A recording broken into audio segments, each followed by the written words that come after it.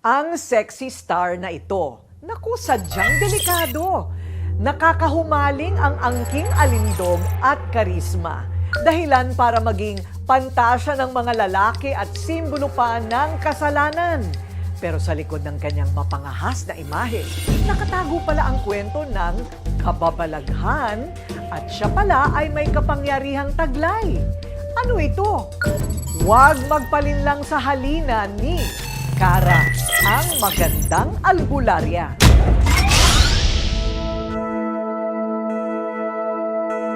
Ang babaeng ito, tukso kung ituring ng mga kalalakihan. Ang kanyang alindog animoy sumpang umaakit, pagpapaamo at nagdadala ng kasalanan. Sa kanyang angking karisma at ganda, sinabayan pa ng perpektong hubog ng katawan. Tila bato-balani ito para sa ilang lalaki na uhaw sa kamunduhan. Si Cara Gonzalez, ang mapangahas na aktres na bumida sa iba't ibang sexy films. Noon yun, pero hindi na ngayon. Dahil siya na ang bagong kilabot ng mga nilalang na hindi natin nakikita at nasa mundo ng kababalaghan. Mula pagkabata, hindi sumagi ni minsan sa isip ni Cara ang pasukin ng mundo ng pagpapaseksi. Mula sa maayos na pamilya sa Pasig si Cara, may negosyo pa nga sila. Pinag-aral silang magkakapatid sa isang Catholic school. Pero habang binubuo ang pangarap, tila nilaro ng tadhana ang kanyang katatagan. Nalugi sa negosyo ang tatay ni Cara. Unti-unti, sila ay naghirap. Nabaon na kami sa utang sa school, gawa ng panay pakiusap. Ako na mismo nagsabi na mag-stop muna ako, na tumulong muna ako sa family. Noong panahon na yon, kahit sa malaking bahay pa rin sila nakatira, naranasan ni Cara ang 6 na buwan na mamuhay sa dilim at walang kuryente. Dala ng kahirapan, hindi sila makabayad ng utang. Tiniis din niya at ng kanyang pamilya ang sardinas na ulam halos sa araw-araw. Pero palaban itong si Cara. Nagtitinda ako ng chowpan para ma-survive ko yung mga baon ko sa school and expenses ko sa projects. Dahil sa kanyang pagiging mabuting anak, nakita ng langit ang kanyang kagustuhang tumulong sa pamilya. Sa isang iglap, ang naluging negosyo ng kanyang ama biglang sumigla. Kasabay nito, nagbukas din ang pintuan ng pagmomodelo sa kanya. May nakadiscover sa akin, si Tito Migs, sa modeling agency. Pinapasuot ako ng mga designer na dress niya. Mula sa pagrampa sa mga entablado, binigyan si Cara ng pagkakataong masabak din sa pag-arte sa kamera. Ang pangarap niya unti-unti nang nagkakatotoo. Malaking bagay kasi na dati nakakain na kami, pinagkakasya namin yung ulam namin, binibili lang namin minsan yung mumurahing pagkain lang like delata, ganon. Or minsan sa street food lang yung chicken na nabibili na fried chicken, pinagkakasya lang namin yun. Yun yung life-changing para sa akin, yung hindi ko nagagawa before. 4 na beses na kami kumakain sa isang araw, and nabibili namin yung mga gusto naming luho. Umalagwa ang karera ni Cara at nakilala bilang bagong pantasya ng bayan. Nakasama siya sa hilera ng mga makabagong mga sexy stars noon. Confident po ako ipakita yung acting skills ko. So, which is kahit ibigay sa akin yung sexy film, kaya ko siyang i-portray as long as napapakita ko yung character dun sa story. Kaya confident ako ibigay, lalo na kung kinakailangan sa story. Nang makaipon dahil sa sunod-sunod na mga proyekto, nagtayo siya ng maliliit na negosyo, isang meat shop at parlor. Ang mga kinikita niya dito ang gagamitin niya para sa pinapangarap na production house. Bukod sa pagkakakitaan, dahil yun naman talaga, kaya tayo nagninegosyo, di ba? Gusto ko ding ipakita ang kakayahan ko. Gusto kong mag-direct at magsulat. Yun talaga. Mula sa pagkalugmok sa buhay, nagsikap si Cara hanggang makilala. Pero patikim lang pala ng kapalaran ang kanyang kasikatan. Dahil may mas mahalaga pa pala siyang misyon dito sa mundong ibabaw.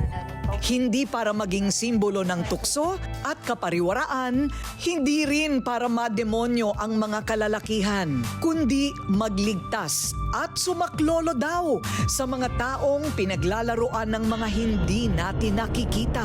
Ang sexy star may itinatago palang healing gift. Hello, ako si Cara Gonzalez. I work as an artist. Yes, isa po akong spiritual healer sa pangalan ni Jesus. Tama ang inyong narinig. Ang dating pinagpapantasyahang sexy star, ngayon ay makikita ng nanggagamot ng mga taong may hindi maipaliwanag na karamdaman. Nagawa raw ng mga hindi nating nakikitang mga nilalang. Kwento ni Cara, bata pa lang daw siya ay madalas na siyang pakitaan ng mga elemento sa salamin.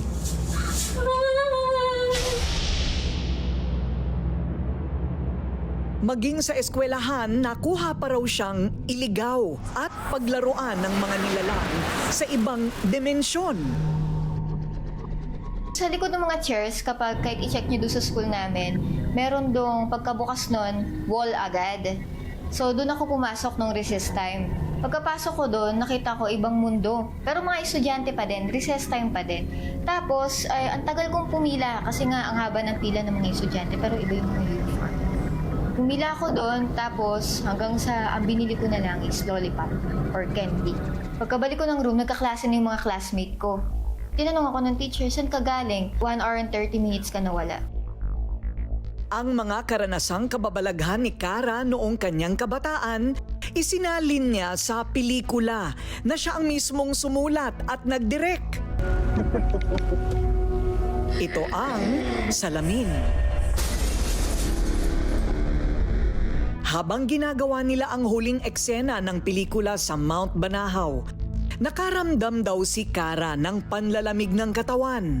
Hindi nila matapos ang eksena sa harap ng salamin hanggang sa may mata raw ng isang demonyo na nanlilisik ang biglang lumabas sa salamin.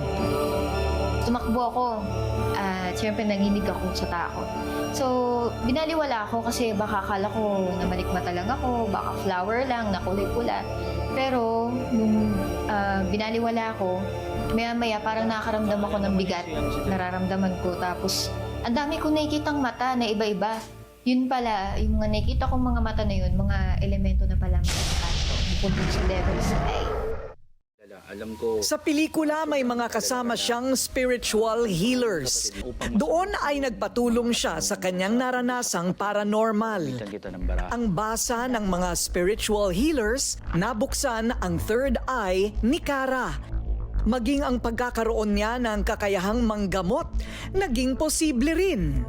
Pagka-check niya, nakita niya na yung gift ko doon as a healer. So, sabi niya, full healer ka, magiging healer ka. Nasa akin daw kung tatanggapin ko. So, ako naman, hindi ako natakot.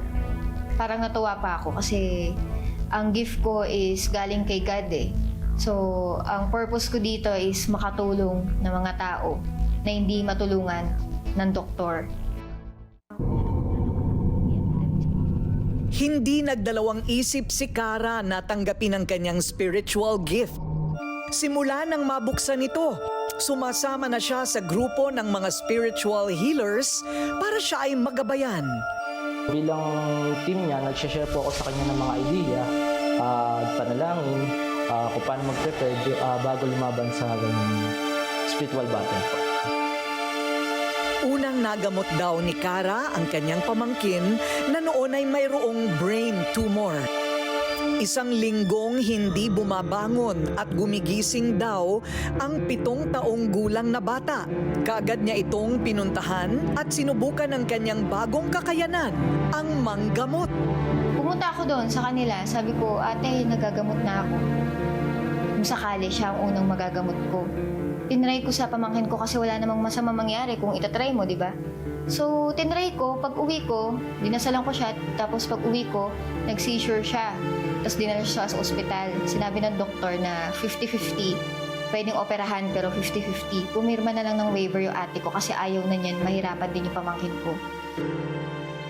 Matapos dasalan ang kanyang pamangkin, milagrong unti-unting nanumbalik daw ang lakas ng bata. Ayun, dinasalan niya. Alam mo, milagro eh. Parang ano lang, nagdahilan lang yung bata. Alam mo yung bumangon, magugulat nga eh, naglalaro pa eh. Samantalang 3 days na siyang, alam mo yung coma. Yung taning na binigay sa kanya ng doktor is nalagpasan na niya. Ngayon, ilang taon na siya? 8? Bagi 8 or 8 and a half. Hindi na po siya nagagamot. Hindi na po siya umiinom ng mga gamot na pang-chemo. Ano na lang po, faith kay God.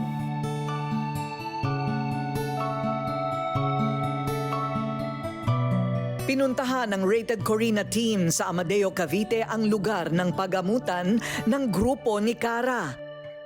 Nasaksihan ng grupo ang ginagawa nilang mga preparasyon at dasal para sa mga pasyenteng pumupunta. Si Nanay Abigail, halos 5 buwan ng balisa, hindi nakakatulog ng maayos at nakakaranas ng pananakit ng ulo at tiyan. Para malaman kung bakit nagkakaganito si Abigail, sinuri agad ni Cara kung anong espiritual na atake ang gumagambala kay Abigail. Kasi sa spiritual attack, pwedeng ibang elemento, pwedeng kulang, pwedeng parang, or iba pang gumagambala. Pero dito po, sa unang pasyente namin na ginamot, Diablo po. Matapos ang gamutan kay Abigail, tinanong siya ng team kung kailan nagsimula ang hindi mapaliwanag na sakit. Dito napag-alaman na nitong taon lang pala, nahulog ang ikalimasanan nilang anak. Buntis po kasi ako dati. Nagbuntis po ako ng June 15 last period ko. Yun na po, pagka 1 month, nakakaramdam na po ako ng balisa, tapos di na po ako makatulog. Madalas raw na sa grupo ni Cara nagpapagamot si Abigail kapag may kakaibang nararamdaman.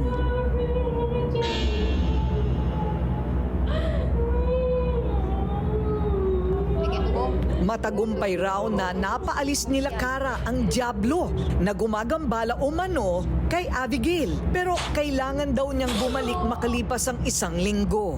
Ang ginagawa po namin sa mga pasyente namin kapag ginamot po namin ngayon, after 1 week, kinakamusta namin sila kung ano na yung nangyayari o may nararamdaman pa sila. Kapag wala na, ibig sabihin, tuluyan nang umalis yung Diablo. Pero pwede din pong ulit bumalik. Yun ang ginagawa namin na after namin gamutin, ginagay namin si patient kung paano bumagbalik loob sa Diyos, paano siya makakaroon ulit ng koneksyon sa taas para hindi siya basta-basta gambalain. Masaya at masarap ang pakiramdam ni Cara. Ang makapaggamot, ito na raw siguro ang kanyang calling. Hindi para maging pantasya, kundi para maging kalaban ng kadiliman. Ang malungkot nga lang, sa tuwing may mapapagaling siyang tao mula sa atake ng mga Diablo, may malaking kapalit na parte ng kanyang buhay. Marami akong aso, isa-isang namatay yun. So kapag nakita mo yung bahay namin, andun yung mga abo nila with pictures. Kasi yung mga aso ko na yun talaga minahal ko.